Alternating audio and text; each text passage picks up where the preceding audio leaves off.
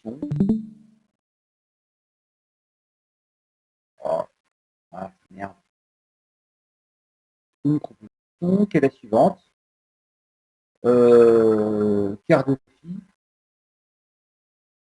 Ah, je m'entends presque pas.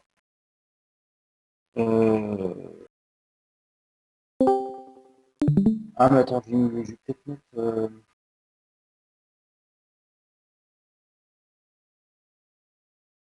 J'ai cette proposition-là. Alors, qu'est-ce que ça veut dire vecte de 1, 2? Je rappelle, c'est tous les vecteurs qui sont collinaires à 1, 2.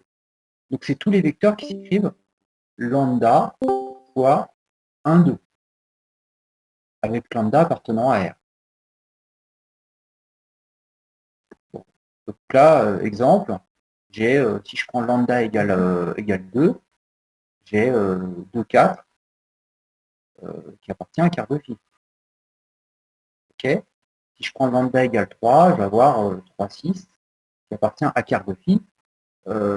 Si c'est la bonne réponse. Hein. Si bonne réponse. Bon. Mais le problème, c'est que faites phi de 2, 4 par exemple. Faites phi de 2, 4. Pour que ça appartienne, pour que 2, 4 appartienne à quart de phi de 2, 4 va être 0. Que ça vaut 0 ce truc-là? Faites l'essai, vous allez voir que non. Regardez. Là, je fais 1, 2, 2, 4, 0, 0, comme ça. 4. Non, je suis n'importe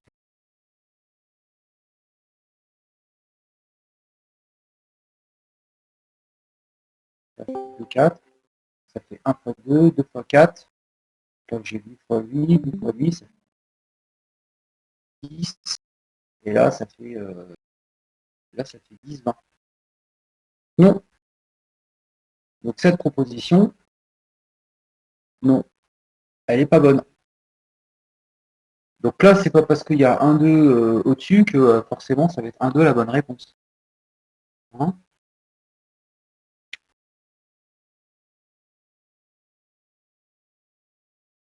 Alors, qu'est-ce que ça peut bien signifier?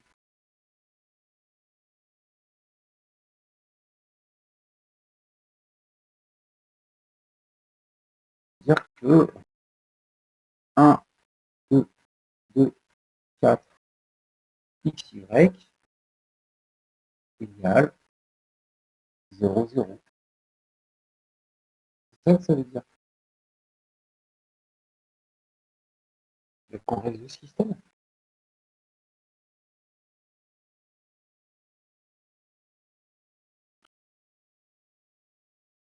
Là, gauche, ça va donner x plus 2y, 2x plus 4y égale 0, 0. Hein? Et donc, ça revient à dire que lui égale lui et lui égale lui.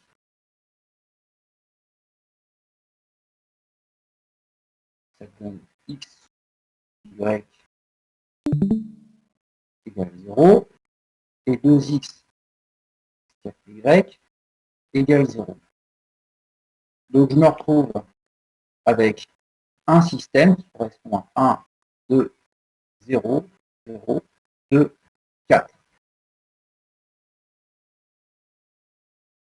Ok? Alors, je vous laisse écrire ça pendant ce temps.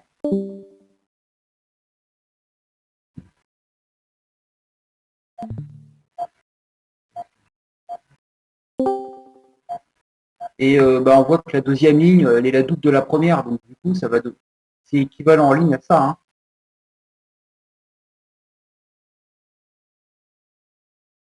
Ok? Alors maintenant, le système qui correspond à ça, eh ben, c'est x plus 2y égale 0. Et 0x plus 0y égale 0. Et la deuxième ligne, on s'en fout, quoi. La deuxième ligne, elle n'est pas du tout intéressante. Que je la barre. Hein. Hop. Et, en conséquence de quoi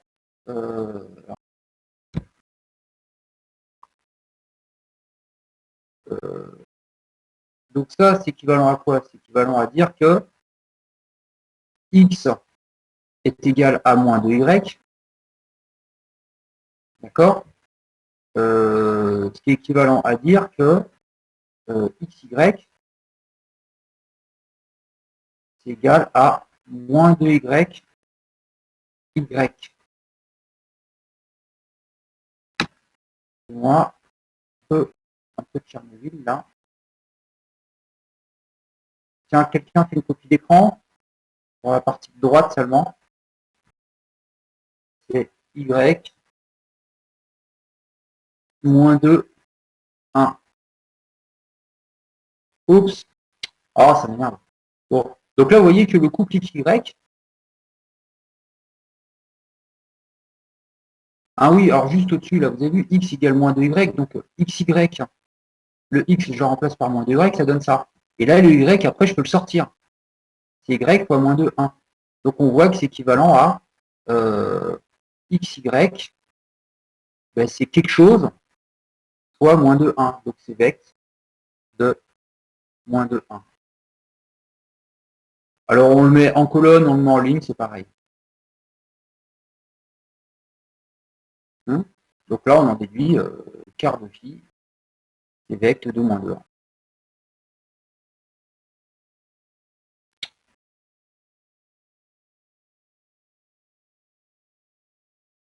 Ah, franchement bien là.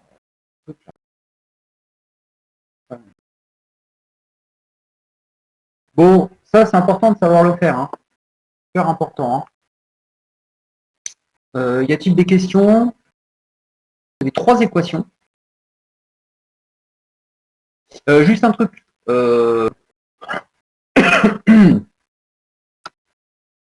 Allez, je vous laisse analyser. 1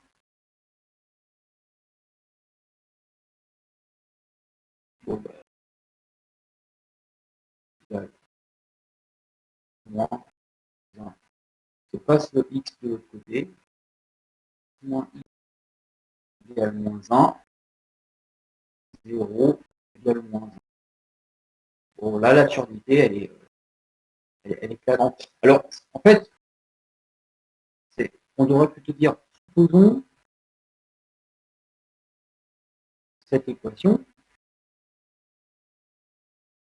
ait une solution. Ait une solution. Donc, si il y a une solution, on peut écrire un truc comme ça. La solution, on la baptise X. Donc, du coup, on peut faire des opérations. Bah, supposer qu'ils sont, ça entraîne une absurdité. Donc, pas de solution. Pas de solution.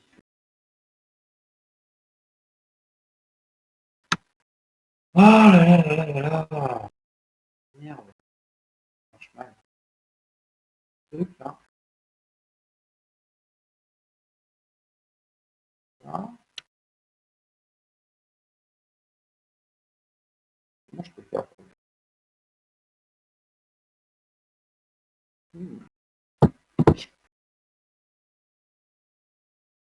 Celui ou celle qui a une stratégie, qui me la mette en cachet.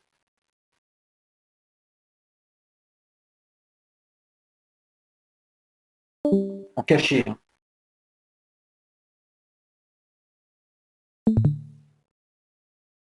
Bah ouais, t'as raison, Esteban.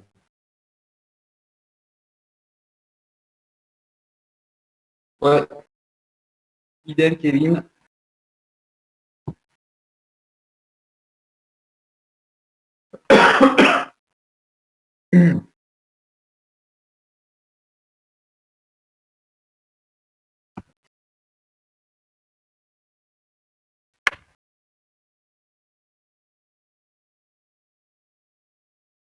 Ok, Marc, va être égal à 0. Pas possible. Hein, donc là, j'ai mis sous la forme canonique. Du coup, ça répond peut-être à la question de Quentin. Voilà. Voilà. Alors là, moi, ce qui m'intéresse, c'est le dernier, quoi. C'est le dernier. Vous voyez, j'ai écrit ça. f de x égale x puissance 5 moins 5x plus 5 égale 0.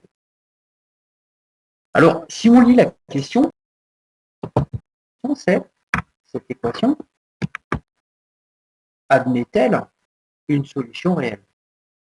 Il n'est pas précisé d'expliciter cette solution si elle existe. On ne souhaite pas trouver la réponse. On souhaite juste trouver qu'il existe une réponse. Bon. Et donc, du coup, comment je peux interpréter cette équation f de x égale 0 graphique? Attention, on s'entend bien. Interprétation graphique, pas une preuve en soi. Juste construire une structure graphiquement. Il s'agit de quoi? Il s'agit de prouver que l'application de la fonction f, alors la fonction f en rouge, eh ben, il faut prouver qu'elle coupe l'axe des abscisses quelque part. Coupe l'axe des abscisses quelque part.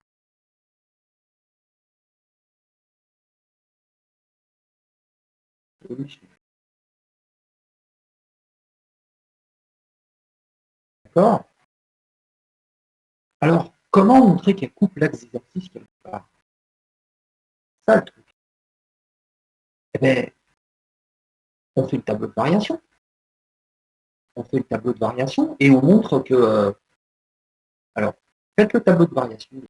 Je ne sais pas si son valeur va être ça, mais faites le tableau de variation de f et on va prouver comme ça que f coupe bien l'axe des abscisses quelque part. Alors, vous allez tous faire le tableau de variation. Par x supérieur, x, 1, racine de x carré plus 1, x, ça. Là, on utilise la propriété de log, égale à log de x plus log de 1, racine de x carré 1. Pour montrer que c'est équivalent à log de x, ben, en fait, ce qu'il faudrait, c'est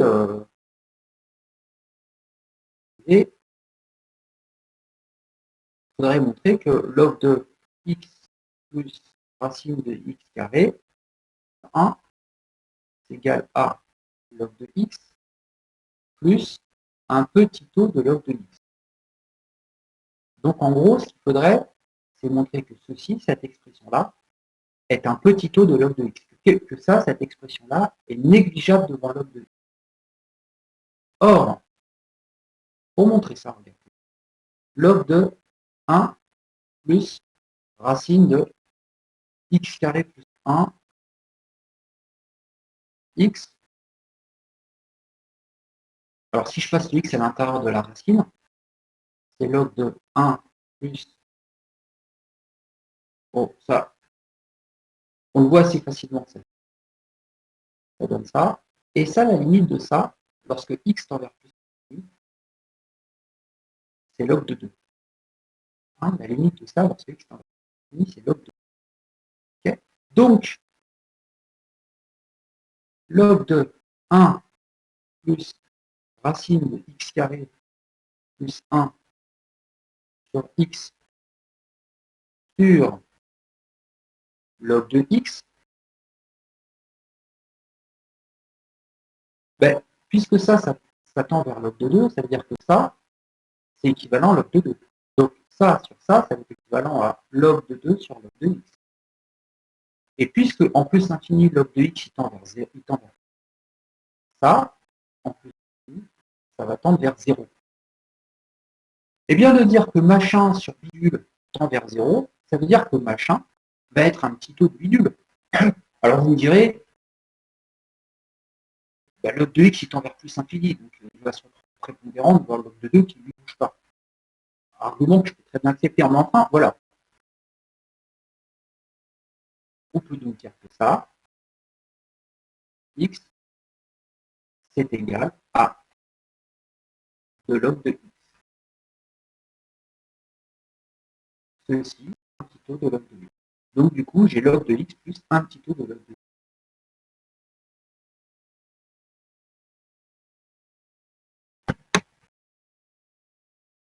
Oups.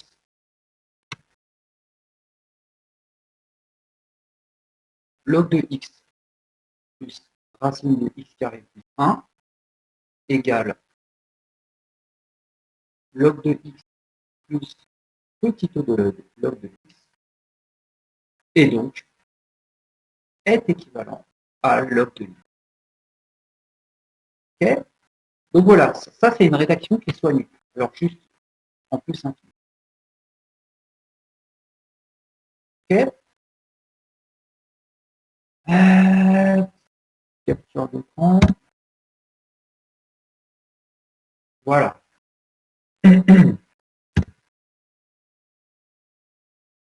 Alors passons maintenant à l'autre exercice. Déterminer un équivalent simple de lui et de l'autre.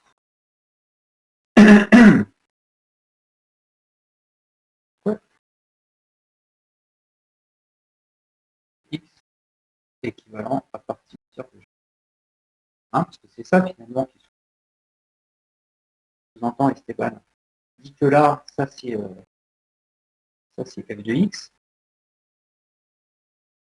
Et en fait, bon, bah, comme lui, ça c'est vrai, hein, et puisque f de x, il s'écrit que f de x, c'est x moins un petit taux de f de x, c'est-à-dire que f de x, il est équivalent à g de x. Mais pourquoi? Parce que f de x est équivalent à g de x, partie entière de f de x est équivalent à partie entière de g. Ça, Mais, monsieur, ouais, je comprends pas pourquoi on doit montrer f de x équivalent à g de x entraîne partie entière de f de x équivalent à partie entière de g de x. On ne doit pas le montrer, ça. On a directement la partie entière. bah, là, regarde ce que tu es en train de faire. Dis que là, alors, bon, toi, en fait, ce que tu écris, c'est ça. Regarde. Alors, je te pose la question différemment. Pourquoi? Ce qui nous pose problème, c'est cette partie entière.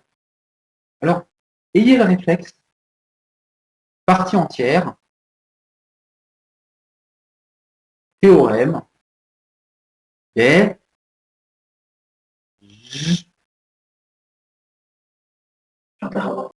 gendarme. Voilà, théorème des gendarmes. Et on encadre. On l'avait déjà fait avec sinus. Là, on le fait aussi avec la partie entière. Hein,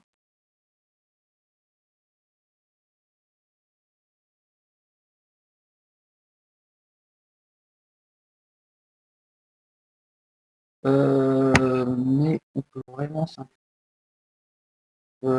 Thomas, je veux bien que tu prennes la parole parce que je comprends pas je comprends pas ce que Ah oui, bah là on étudie la limite de partie entière. Et moi, très franchement, il y a un problème de son apparemment.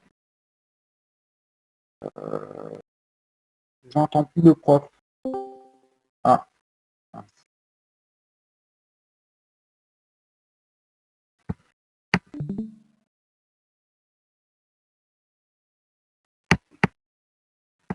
Bon. Je vais écrire beaucoup de choses. Partie entière de x moins log de x est équivalent à partie entière de x. Ok, c'est bon, Abdel. Alors, il y a un équivalent encore plus simple. Partie entière de x, c'est x. Donc là, le but, ça va être de montrer que partie entière de x moins log de x est équivalent. Donc là,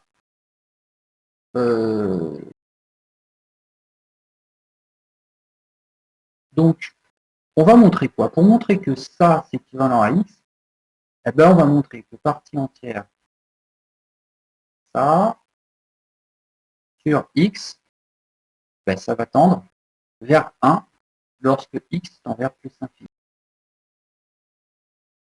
Par le théorème des Legendre.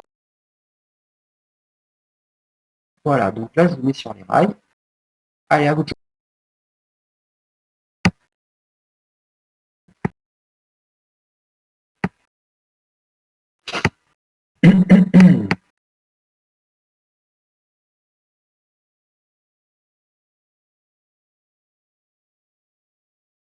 Entière, c'est parti entière. Là, maintenant, si je veux encadrer partie entière de machin, et après, je remplace machin par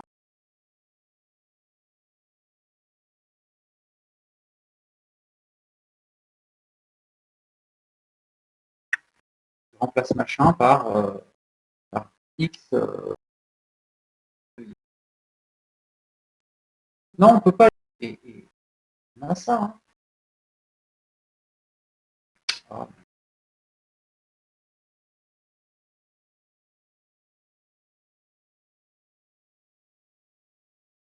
Voilà. Donc là, je veux dire que x moins log 1, moins log 2.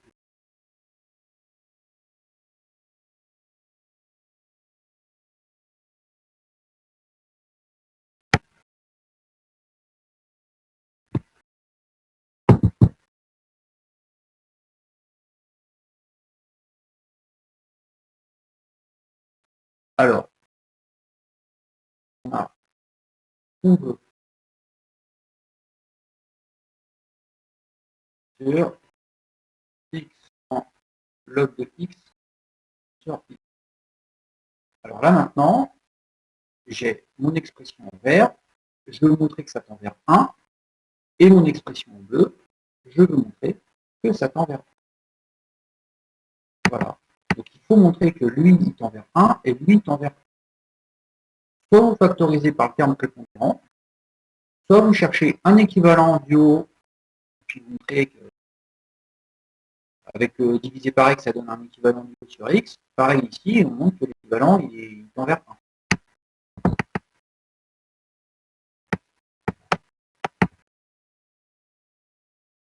1. Léo, ça t'embête de prendre la parole pour m'expliciter ce que tu comprends pas, enfin ce que tu n'arrives pas à faire, parce que je comprends pas bien en fait ce que tu veux dire. Bah, en fait, c'est juste que. Enfin, je sais plus si c'était en call ou en cours comme ça, mais en fait, j'avais fait une flèche en fait en disant que telle et telle valeur en fait tendait vers 1 ou 0 plus l'infini.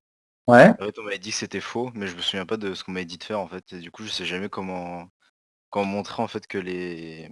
Comment on dit? Mais ce qui est à droite et à gauche en fait de ce qu'on veut trouver tend vers 1, là Bon. justement. Bah écoute, là tu es d'accord, on a affaire à un calcul de ligne. Donc lui, il tend vers 1 puisqu'il est équivalent à quelque chose qui tend également vers 1. Hein, vous avez compris, les deux méthodes, elles sont mathématiquement correspondent bien. Mais il y en a une qui est au niveau du jeu d'écriture à privilégier, c'est celle-là, la deuxième. Hein, donc là, je prends en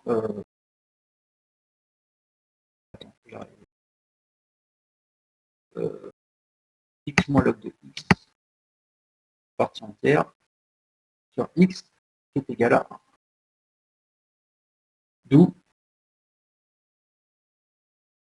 ça qui est équivalent à x.